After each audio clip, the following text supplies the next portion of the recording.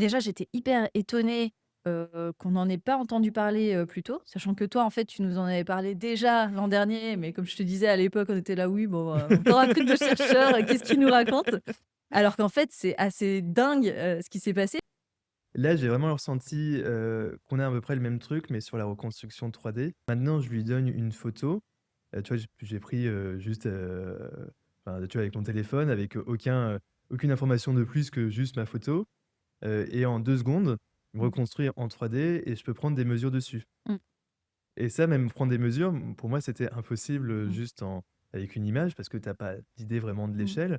Donc il utilise le contexte à côté pour dire: «Bah, normalement, un canapé, ça fait à peu près telle Ouais. dimension» et du coup, il a une bonne intuition du nombre de centimètres que tu as sur l'image Ouais. OK. et ça, c'est pareil, c'était des choses qui, il y a 1 an, c'était impensable. Mmh mh. C'est arrivé vraiment d'un coup et tant que tu l'as pas vu, tu te dis: «Mais ça n'arrivera jamais, Mais quoi». qu'est-ce qui a changé du coup pour que ça arrive? Là, c'est vraiment l'accès à la data.